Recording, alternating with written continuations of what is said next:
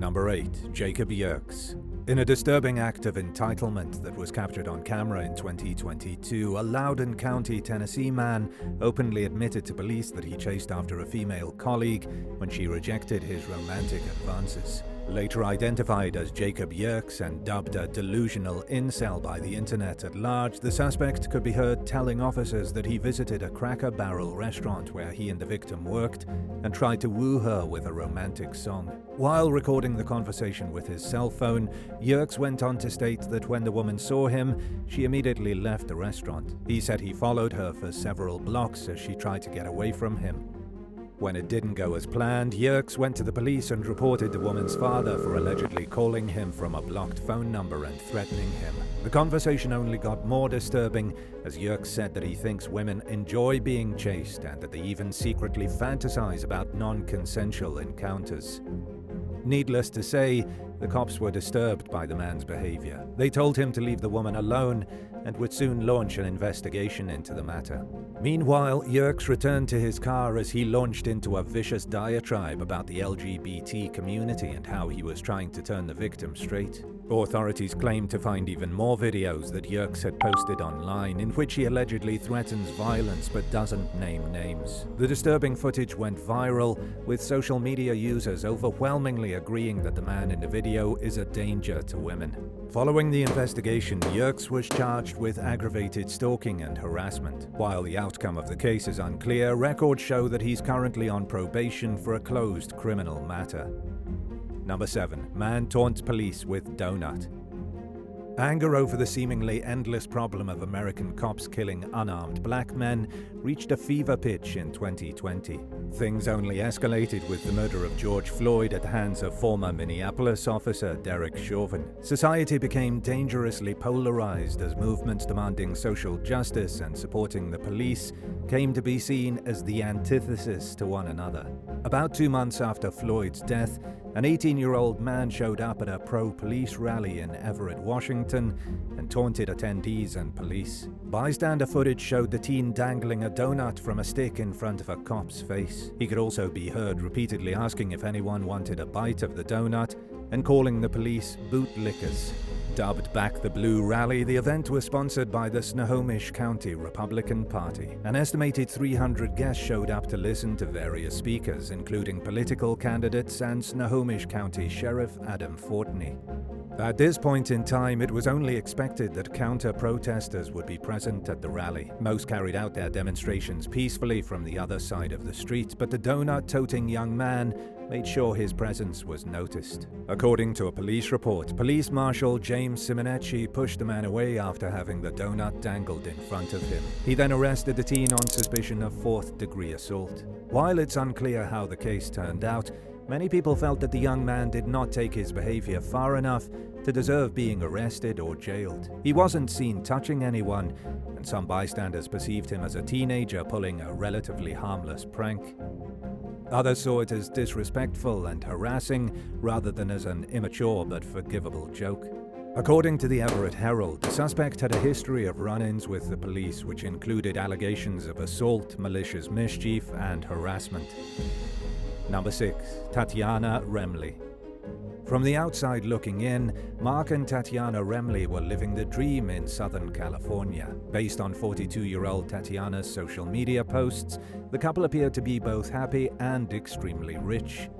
Her photos regularly featured the trappings of a glamorous lifestyle, including expensive sports cars, designer duds, travel, and an upscale home. But what people show on social media is often an illusion, and the marriage soured behind closed doors on the heels of several failed business ventures undertaken by the pair.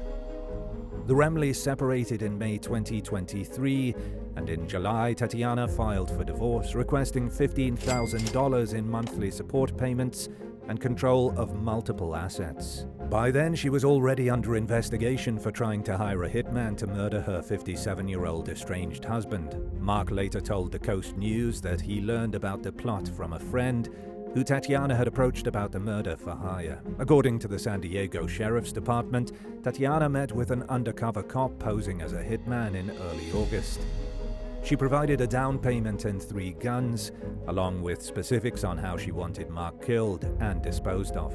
Just a month earlier, one of the estranged couple's properties had been destroyed in a fire. Emergency responders arrived to find Tatiana at the home with several guns in her possession. The fire remains under investigation. Tatiana is now behind bars, facing charges for solicitation of murder and carrying a concealed weapon without a permit. Number 5. Valentin Kazine. Detectives at the Plainfield Police Department in Indiana were faced with the uncomfortable task of investigating one of their own after receiving a tip in June of 2023 about possible false crime reports and harassment. According to court documents, a gas station clerk told investigators that one of the agency's police officers, Valentin Kazine, had asked him to file false complaints against a police sergeant. Kazine's alleged goal was to prevent the sergeant from being promoted to a lieutenant position that he hoped to score. The gas station clerk claimed that Kazine asked him to dictate 3 letters to various local government entities containing serious allegations of abuse against the sergeant. In explaining how he got roped into the mess, the clerk said that he had established a rapport with Kazine, who, like many cops, was a regular at the store and often came in during his coffee breaks. Court records state that Kazine promised to compensate the clerk in the future with unspecified eventual quid pro quo. A fake letter was drawn up and the clerk presented it to Kazine at the store one night while detectives conducted surveillance. Kazine allegedly looked at the letter for a few moments before abruptly saying, "Yeah," and questioning the clerk about the camera he was wearing on his shirt, which was recording the interaction. During questioning by investigators, Kazine reportedly admitted that he hated the sergeant he was trying to sabotage. While the colleagues were competing for a promotion, their strained relationship dated back to a year earlier when the sergeant tried to assign Kazine to a call he didn't want to take. But Kazine denied any knowledge of the letter he had been shown at the gas station and claimed to know nothing of a plot to ruin the sergeant's reputation. When presented with footage of the conversation with the gas station clerk, Kazine ended the interview. He resigned from the force in August and is now facing criminal charges of felony official misconduct and misdemeanor false informing. Number 4. Angelina Kondo. Early one morning in February 2023, someone lit a gay pride flag on fire outside the Little Prince restaurant in New York City's Soho neighborhood. Surveillance footage showed a woman setting the flag ablaze before driving off in an SUV. An employee witnessed the act from inside and dialed 911. Investigators speculated that the suspect was angered by the rainbow flag slogan, which read, "Make America Gay Again." The apartments above the restaurant were temporarily evacuated, and the fire caused some exterior damage, but thankfully nobody was injured. According to the restaurant's owner, the pride flag had been stolen in the past, but this particular act was met with widespread outrage from New Yorkers who perceived the hate crime as an attempt to intimidate the community. Instead of responding with fear, people came together in a moving display of solidarity, showing that this type of behavior won't be tolerated in the Big Apple. The ruined flag was replaced with an even bigger one, and a local company fixed the damaged landscaping for free.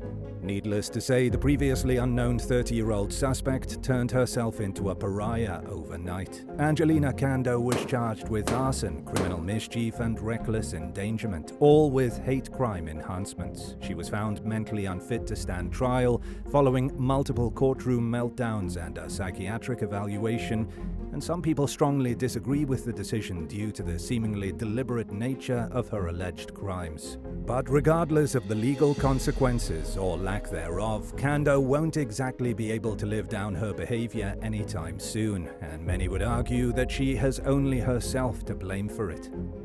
Number 3. George Lowry.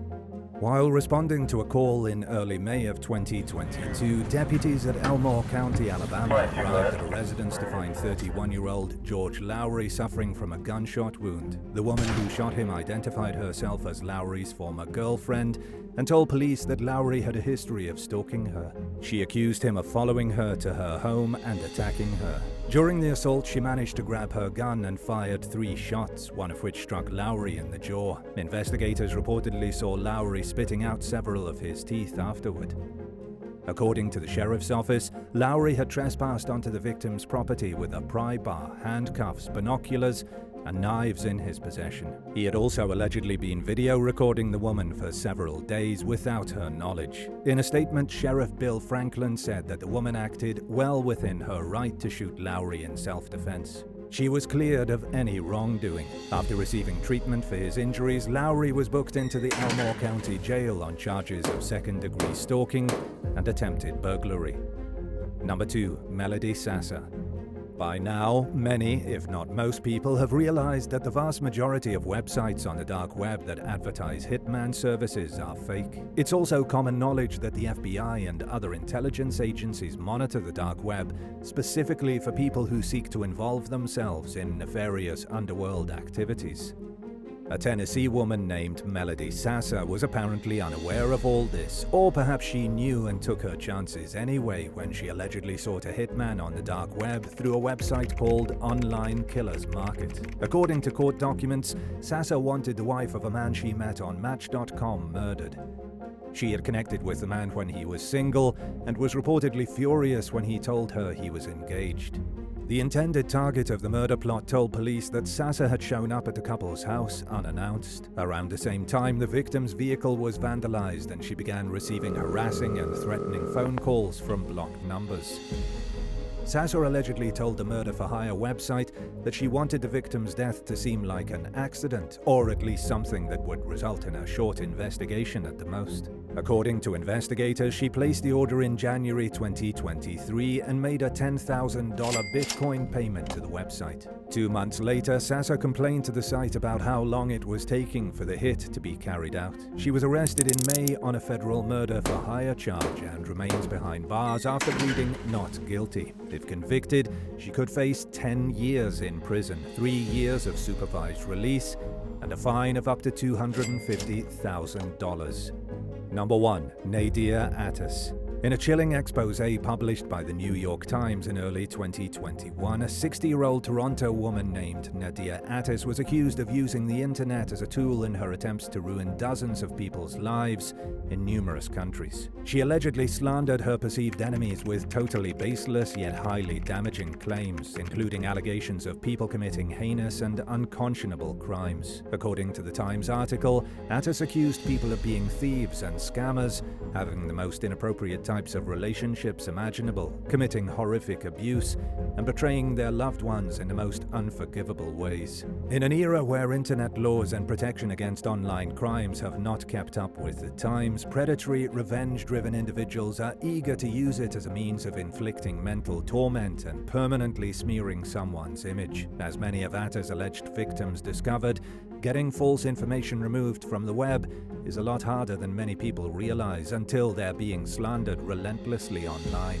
Damage control against a determined attacker's onslaught is extremely difficult, if not impossible, to keep up with, and many law enforcement agencies lack the capabilities and/or the willingness to investigate reports of internet crimes. It's no wonder then that a lot of people who find themselves in the same shoes as Attis' accusers eventually start to feel hopeless and like they'll never get their lives back. Shortly after the Times piece was published, Canadian authorities charged Attis with 10 counts each of harassment, defamatory libel, and spreading false information with the intent to alarm. Even after being ordered by a judge to stop smack-talking people online, the posts allegedly continued. Unfortunately, and much to the dismay of the accused serial slanderers' accusers, the charges against Attis were dropped entirely just months later.